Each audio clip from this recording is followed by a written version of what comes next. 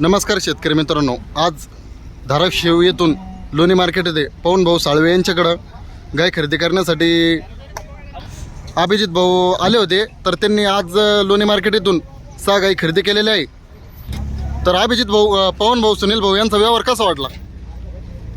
पवन भाऊ आणि सुनील भाऊ यांना मी 2021 पासून ओळखतो. तशी आमची ओळख 2020ला झाली होती. प्रत्यक्षात 2021ला झाली. माझी 4थी वेळेस यांच्याकडून गाय नाही.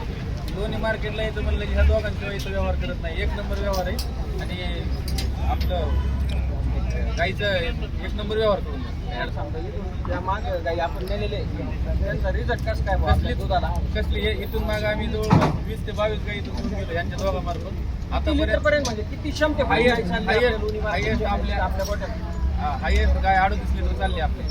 आणि आम्हाला भरोसा आहे त्यांच्या दोघं आज घेतलेले गाई पण आपल्याला 30 प्लस सगळ्या चालतील ना. 100% येणाऱ्या शेतकऱ्यांना काय म्हणशाल पवन भाऊ सुनील भाऊचा व्यवहार कसं काय?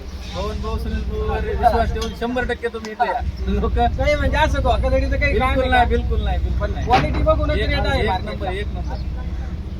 अशा गाय घ्यायला नाही का वाघच पाहिजे फक्त. आले 100 गेले 100. सुनील दादा एकच नंबर. पाळगा मग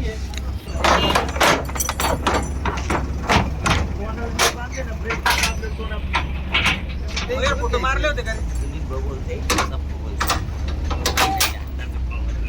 फोटो मारले होते तिथं जायचं का तुम्ही?